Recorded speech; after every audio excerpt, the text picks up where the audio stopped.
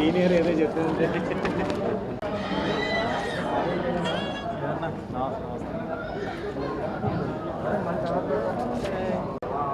నా ఫోన్ ఏది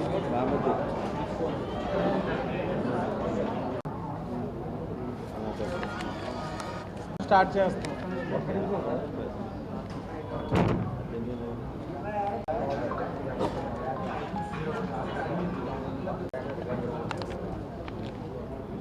ఓకే అన్నా. మీడియా మిత్రులకి నమస్కారం. గత వైసీపీ పాలనలో ఈ రాష్ట్రానికి కలిగిన నష్టం ఏ విధంగా ఉన్నదన్నది మనం అందరం కూడా గమనించాం.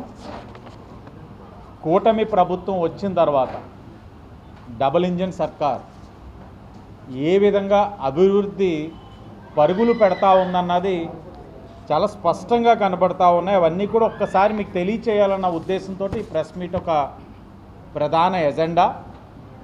తర్వాత ముఖ్యమంత్రి సహాయ నిధి చెక్కుల పంపిణీ కార్యక్రమం. ముందుగా నా నియోజకవర్గ పరిధిలో ఉన్నదాన్ని అయితే సరిచేయమన్నా. కాంట్రాక్టర్ దివాలా ఎత్తేసాడు, చైనా అంటున్నాడు. అలా చెప్పాను సార్. ఒకసారి మీరు చూస్తే నిన్న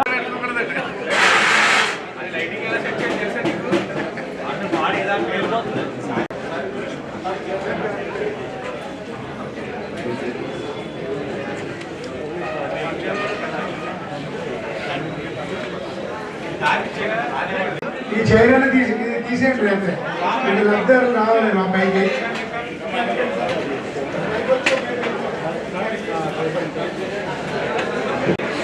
ముప్పై వార్డు షేక్ నాసిమా గారు.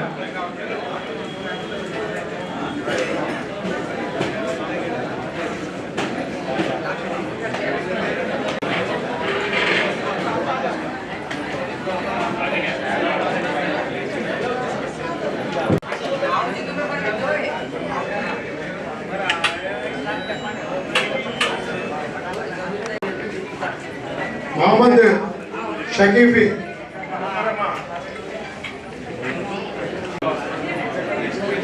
ఆరమూరి స్వర్ణకుమారి గారు 38వ వార్డు.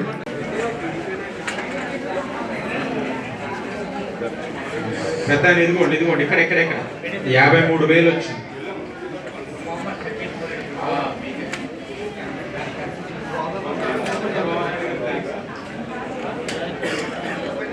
బెంగాల్లో, అస్సాంలో, పుదుచ్చేరిలో వంటి రాష్ట్రాల్లో బీజేపీ సాధించిన ఘన విజయానికి ప్రధానమంత్రి నరేంద్ర మోడీ గారికి అభినందనలు తెలియచేస్తూ ఎన్డీఏ పైన దేశంలో ప్రతి ఒక్కరు కూడా విశ్వసిస్తూ ఉన్నారు, కోరుకుంటా ఉన్నారు. దానికి సాక్ష్యమే వెస్ట్ బెంగాల్ కానీ మిగతా రాష్ట్రాల్లో వచ్చిన ఫలితాలు. అలాగే డబుల్ ఇంజిన్ సర్కార్ గురించి పదే పదే మేము చెప్తా ఉన్నాం. మీరు గమనించండి, 2019లో ఆనాడున్న ఎన్డీఏ కూటమి ప్రభుత్వం రైల్వే జోన్ని 2019లో ప్రకటించడం జరిగింది. రైల్వే జోన్ని ప్రకటించిన ఆనాడున్న ప్రతిపక్ష నాయకుడు జగన్మోహన్ రెడ్డి గారు చెప్పిన మాటలు ఏంటి? 25 ఎంపీలు నాకు ఇవ్వండి, కేంద్రం ఒక మెడలు వంగదీసి రాష్ట్రానికి రావాల్సిన అన్నీ కూడా తీసుకొస్తానన్నారు. ఆయన మాటలు నమ్మి 22 ఎంపీలను ఇచ్చారు. 2019లో శాంక్షన్ అయిన రైల్వే జోన్ గత 5 సంవత్సరాలు వైఎస్ఆర్ కాంగ్రెస్ పార్టీ అధికారంలో ఉన్నప్పుడు ఏమైంది? డబుల్ ఇంజన్ సర్కార్కి ఇది ఒక్కటి చాలు సమాధానం. ఈరోజు రైల్వే జోన్ ఏపీకి కేంద్రం 1,00,000 కోట్లు విలువైన రైల్వే ప్రాజెక్టుని మంజూరు చేసింది. ఈరోజు రైల్వే జోన్ పైన గెజెట్ ఇచ్చింది. జూన్ 1 నుంచి జిఎం ఆఫీస్ కార్యకలాపాలు కూడా ప్రారంభమవుతూ ఉన్నాయి. ఆ జిఎం ఆఫీస్ కూడా సిరిపురం జంక్షన్ డెక్ ఆఫీస్లో తాత్కాలికంగా ప్రారంభం కాబోతూ ఉన్నాయి. ఇది కూటమి ప్రభుత్వం యొక్క చిత్తశుద్ధి. అలాగే జగన్మోహన్ రెడ్డి యొక్క వైఫల్యాల వలన, అతని యొక్క మనస్తత్వం వల్ల, వాళ్ళ నాయకుల యొక్క మనస్తత్వాల వలన అనేకమైన పరిశ్రమలు ఈ రాష్ట్రాన్ని వదిలి పక్క రాష్ట్రాల వైపు తరలిపోయాయి. మరలా కూటమి వచ్చిన తర్వాత నమ్మకం, విశ్వాసంతో ఈ రాష్ట్రానికి వస్తున్నాయి. మీరు విశాఖపట్నంలో ఏం జరుగుతుందో చూస్తున్నారు, రాయలసీమలో ఏం జరుగుతుందో చూస్తూ ఉన్నారు. మేము కూడా లోకేష్ గారు చెప్తా ఉన్నాం, సంబరాలకు కూడా కాస్త బ్రేక్ ఇవ్వండి, కొద్ది గ్యాప్ ఇస్తే మాకు కూడా మేము సంబరాలు చేసుకుంటాం. ఒకటి తర్వాత ఒకటి వచ్చేస్తున్నాయి. దాంట్లో కొన్ని మీకు చెప్తాను. మొన్ననే గూగుల్ ఏఐ డేటా సెంటర్ మీకు విశాఖపట్నంలో ప్రారంభించుకున్నారు. సుమారు 1.25 lakh crores అంత భారీ స్థాయిలో పెట్టుబడి రావడం అన్నది ఈ రాష్ట్రంలో ఎప్పుడు జరగల. అలాగే క్యారియర్ గ్లోబల్ మ్యానుఫ్యాక్చరింగ్ ఫెసిలిటీ మొన్నే లోకేష్ గారు వెళ్ళారు. 1000 కోట్ల పెట్టుబడి, 3000 ఉద్యోగాలు ప్రత్యక్షంగా పరోక్షంగా. Renew energy global solar manufacturing facility 4200 నుంచి 5400 కోట్లు పెట్టుబడి, సుమారు 2100 ఉద్యోగాలు. రాయల్ ఎన్ఫీల్డ్ మ్యానుఫ్యాక్చరింగ్ యూనిట్ చూసాం మనం, ఒక మంచి వీడియో లోకేష్ గారు డ్రైవ్ చేసుకుంటూ వచ్చేస్తున్నారు ఆ బండి మీద. నిన్ననే కలెక్టర్స్ కాన్ఫరెన్స్లో కూడా చంద్రబాబు నాయుడు గారు చెప్తున్నారు, మాకు గొప్ప ప్రైడ్ అది, నేను కాలేజ్ డేస్లో రాయల్ ఎన్ఫీల్డ్ మీద వెళ్తూ ఉంటాయని చెప్పి గౌరవ ముఖ్యమంత్రి గారు కూడా కితాబ్ ఇచ్చారు. ఆ కంపెనీ ఇప్పటి వరకు ఆపరేషన్స్ తమిళనాడులో ఉండేవి. ఈ రోజున ఆంధ్రప్రదేశ్ రాష్ట్రానికి వస్తూ 2200 కోట్లు పెట్టుబడి, లార్జ్ స్కేల్ ఎంప్లాయ్మెంట్ జనరేషన్, ఇవన్నీ కూడా ఒక పెట్టుబడి వచ్చింది అని అంటే ప్రత్యక్షంగా ఉద్యోగ అవకాశాలే కాదు, పరోక్షంగా కూడా అనేకమైన ఉద్యోగ అవకాశాలు వస్తాయి, ఎకనామిక్ గ్రోత్ వస్తుంది.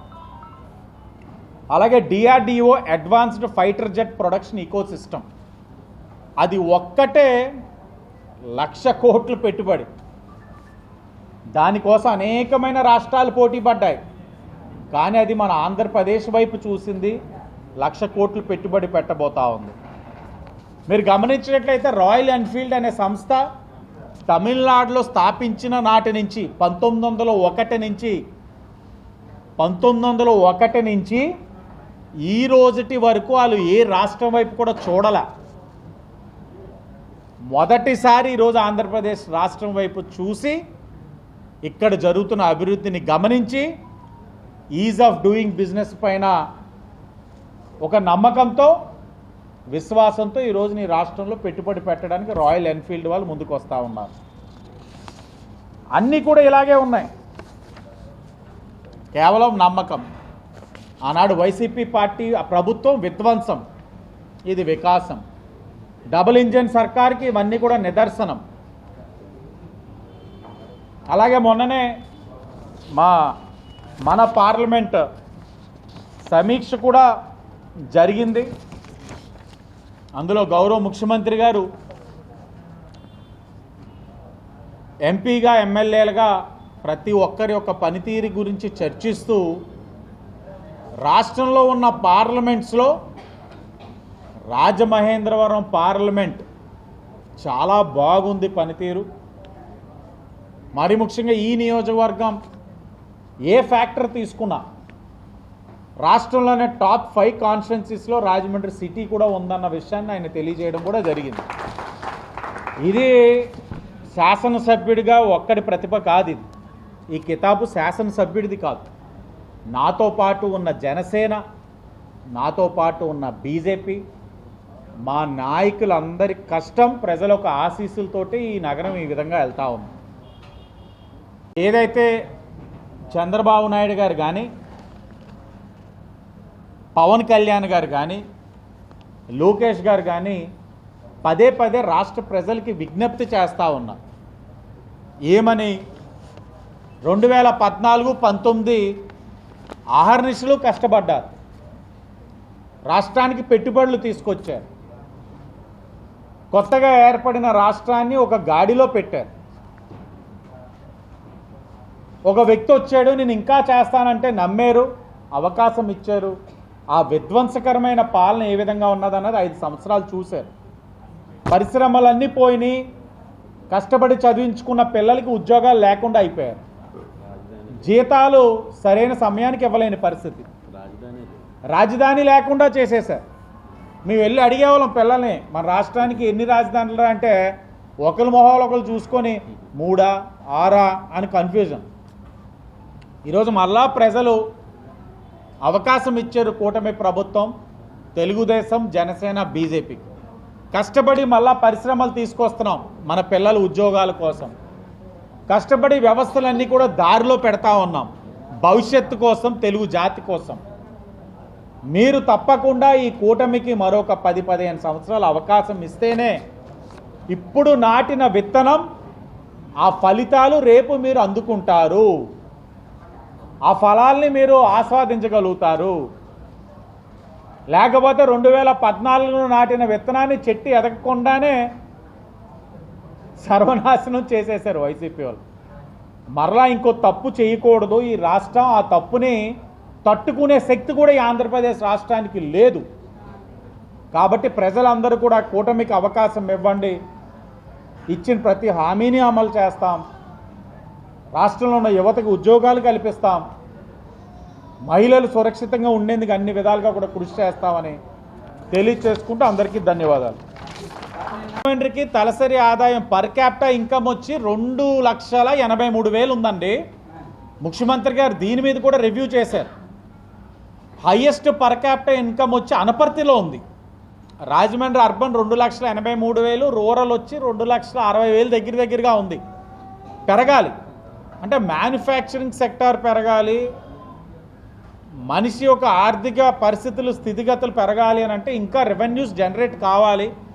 ఆ విధంగా కూడా ఏం చేయాలన్న దాని మీద కూడా మా పార్లమెంటరీ డిస్కషన్లోని కలెక్టర్ గారితో అన్నీ కూడా ఆయన సూచనలు ఇవ్వడం జరిగింది. కొన్ని నేను మాట్లాడలేని, తప్పకుండా అతి దగ్గరలో పర్ క్యాపిటా ఇన్కమ్ పెరిగేందుకు గాను ఏం నిర్ణయాలు తీసుకోవాలో ఇది కూడా ముఖ్యమంత్రి గారు అంటే అంత కీన్గా ప్రతి అంశం పైన కూడా రివ్యూ చేశారు. అది కూడా పెరిగేందుకు ఏం చేయాలో కూడా ఆ నిర్ణయాలు కూడా తీసుకుంటున్నాం. ఆచరణలు కూడా అతి దగ్గరలో పెట్టబోతాం. ఇనీషియల్గా ఇప్పుడు ఏదైతే మనకి 11 రోడ్లు ఎక్స్పాన్షన్ ఉంది, ఎక్స్పాన్షన్ చేసినప్పుడు ఎలక్ట్రిఫికేషన్ కానీ, న్యూ డ్రైనేజ్ లేయింగ్ కానీ, మెటీరియల్ కాంపన్సేషన్ కూడా, ఎందుకంటే టీడీఆర్స్తో పాటు మెటీరియల్ కాంపన్సేషన్ కూడా ఇవ్వగలిగితే ఎక్స్పాన్షన్స్ ఫాస్ట్గా అవుతాయి. దానికి 163 కోట్లు అడిగాం. దాంతోపాటు ఇంకొన్ని ప్రతిపాదనలు, ఘాట్స్ ఇవన్నీ అడిగాం. అవన్నిటికి కూడా గ్రీన్ సిగ్నల్ ఇచ్చారు. నెక్స్ట్ మంత్ కల్లా వచ్చేటట్లు ఉన్నాయి. అవన్నిటికి కూడా టెండర్స్కి వెళ్ళమన్నారు. అలాగే మనకి పల్లకడియం కానవరం ఏదైతే 10,345 పట్టాలు ఇచ్చున్నామో ఆ పట్టాలకి లీగల్ కాంప్లికేషన్స్ చాలా ఉన్నాయి. అవన్నీ కూడా క్లియర్ చేసుకుంటూ వచ్చాం ఒక్కొక్కటిగా. ఇంకా 264 ఎకరాలకు కానీ ఇంకా 30 ఎకరాలకు ఇంకా ఇష్యూస్ ఉన్నాయి.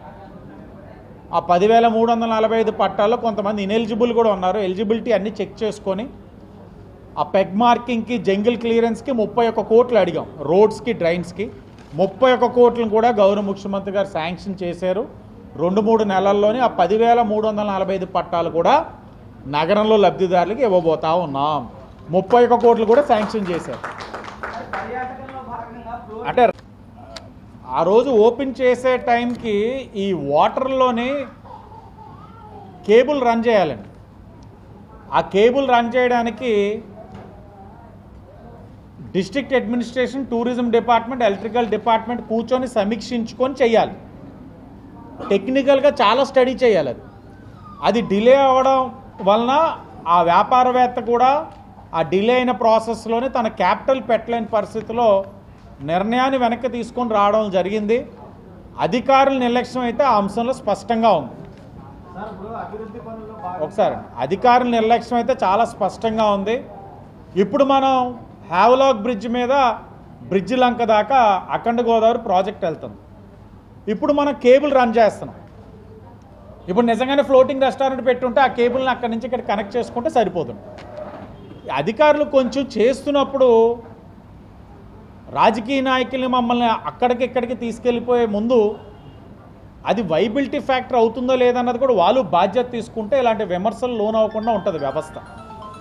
వాళ్ళ నిర్లక్ష్యం ముమ్మాటికి వాళ్ళ నిర్లక్ష్యం ఉందన్న దాంట్లో అండంలో నేనేం వెనకడుగు వేయను. ఎందుకంటే ఓ వ్యాపారవేత్త నష్టపోయాడు. అతను ఎవడో కాదు, మళ్ళీ నాకు తెలిసిన అబ్బాయే.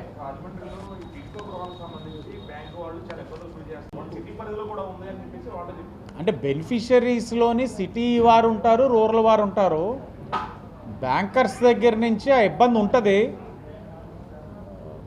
వాళ్ళు ఈఎంఐ కట్టుకోవాలి, కానీ వారేమంటారంటే చంద్రబాబు నాయుడు గారు ఇల్లు కట్టారు కానీ జగన్మోహన్ రెడ్డి టైంకి ఇవ్వలేదు. అసలు లోను ఇప్పుడు వాళ్ళ పైన లోను తీసుకున్నారు. వాళ్ళ పైన లోన్ ఎందుకు పెట్టారు? గతంలో వైసీపీ ప్రభుత్వం వారు అక్కడ మౌలిక వసతులు అన్నీ కూడా మెరుగుపరిచి వాళ్ళకి ఇల్లులు ఇవ్వడానికి లోన్ పెట్టి వీళ్ళ అకౌంట్లకే ఇవ్వకుండా డైరెక్ట్గా ప్రభుత్వం తీసేసుకుంది. వైసీపీ ప్రభుత్వం తీసుకున్న డబ్బు ఏం చేశారు? ఆ టిట్కో ఇళ్ళల్లో ఏదైనా రూపాయి ఖర్చు పెట్టిందా? అక్కడ మీరు ఏదైతే 2000 మంది మీద లోన్ తీసుకున్నారన్నారో ఆ లోను డబ్బుతోటి అక్కడైనా మౌలిక వసతులు సరిచేసిందా వైసీపీ ప్రభుత్వం? సరిచేయకపోగా మరి వాళ్ళ పైన పెట్టిన డబ్బు ఎట్టిపోయింది? ఎక్కడికి వెళ్ళిపోయింది? వైసీపీ వాళ్ళు సమాధానం చెప్పాలి. ఇప్పుడు వాళ్ళు చేసిన తప్పు వలన, వైసీపీ వాళ్ళు చేసిన తప్పు వలన ఏమనేవారంట వాళ్ళకి? మీరు లోన్కి తప్పకుండా సంతకం పెట్టకపోతే మీ ఇల్లు ఇవ్వమనేవారు. లబ్ధిదారులు ఏమనుకున్నారు? లోన్ పెట్టిన తర్వాత ఈ డబ్బుతోటి అక్కడ మౌలిక వసతులు సరిచేసి ఇల్లులు ఇచ్చేస్తారు అనుకున్నారు. పుణ్యకాలం అయిపోయిందా తోటి ఈఎంఐలు వచ్చేసినాయి. ప్రభుత్వం దృష్టికి తీసుకొచ్చారు, బ్యాంకర్స్తో మాట్లాడాలి, ముఖ్యమంత్రి గారి దృష్టికి తీసుకెళ్ళడానికి నా వంతు కృషి అయితే గతంలోనే నేను మొట్టమొదటిగా టిట్కో వాళ్ళ గురించి అడిగాను. అసెంబ్లీలో నా మొట్టమొదటి ప్రసంగం వాళ్ళ గురించి అడిగా. మరలా ముఖ్యమంత్రి గారి దృష్టికి తీసుకెళ్ళడానికి నా ప్రయత్నం చేస్తాను. కానీ ముమ్మాటికి వైసీపీ వాళ్ళు చేసిన అనేకమైన తప్పుడు నిర్ణయాల్లో టిట్కో ఇల్లులు కూడా ఒకటి ఉంది. ఈరోజు కూడా మరి లోను పెట్టి వాళ్ళపైన డబ్బులు బ్యాంకు నుంచి తీసుకొని ఇంకా అక్కడ ఇల్లులు ఇవ్వని పరిస్థితులు కనబడుతున్నాయి. మరి ఎట్టుపోయింది వాళ్ళ పైన పెట్టిన లోను డబ్బు? వైసీపీ వాళ్ళు చెప్పాలి, ఎక్కడికి వెళ్ళిపోయింది ఆ లోన్ డబ్బు? దేనికి వాడారు? ఒక్కరే ఆవు భూమి కోసం పైకి వెళ్ళి పోరాడలా. అదే డప్ప ఏనండి అన్నానా అడిగిసారు ప్రశ్న, సమాధానం చెప్పనివ్వండి. ఆవభూమి పోరాట యోధుడు ఆదిరెడ్డి అప్పారావు ఒకటే కాదు, ఆదిరెడ్డి అప్పారావు గారితో పాటు రామానాయుడు గారు పోరాడారు. అక్కడ రాజానగరంలో ఉన్న నాయకులు పోరాడారు. అందరి దగ్గర ఉన్న ఎవిడెన్స్ ఇచ్చారు. సిట్ రిపోర్ట్ రెడీ అయ్యింది. భూమి ఎంత కొన్నారు, కొన్న డబ్బు లబ్ధిదారుల అకౌంట్లో పడ్డ తర్వాత ఆ లబ్ధిదారుడి అకౌంట్ నుంచి గుత్తేదారుల అకౌంట్కి ఎలా ట్రాన్స్ఫర్ అయింది, ఏ విధంగా అయింది, అంతా అయిపోయింది. సిట్ రిపోర్ట్ వాళ్ళ దగ్గర నుంచి వస్తే మహా రంజుగా ఉంటుంది. వాళ్ళనే చెప్పనివ్వండి. ఈ పాటికి గతంలో మాదిరిగా అయితే ఏది ఛార్జ్షీట్ వేయక ముందానే ఆదిరెడ్డి వాసిని అసలు పోటీలోనే చేయనివ్వం, పోటీ చేసే అర్హత లేదు, జైలుకి వెళ్ళారు, హైదరాబాద్ పంపించేస్తాను, ప్రెస్ మీట్లు దంచి కొట్టచ్చు. కానీ మా విధానం అది కాదు. సిట్ రిపోర్ట్ ఫైనల్ అయింది, వస్తుంది. వచ్చిన తర్వాత ఎవరెవరి అకౌంట్లకి వెళ్ళి అన్నీ బయటకు వస్తాయి. అప్పుడే అందరూ కూడా ఎవరి అకౌంట్లో పడ్డాయో అలా అప్రూవల్ అయిపోయి వచ్చేసి మహాప్రభు మా అకౌంట్ నుంచి వాళ్ళు అడిగితేనే వాళ్ళకి ట్రాన్స్ఫర్లు కొట్టామని చెప్పే పరిస్థితులు ఉన్నాయి. అన్నీ వస్తున్నాయి దగ్గరలో.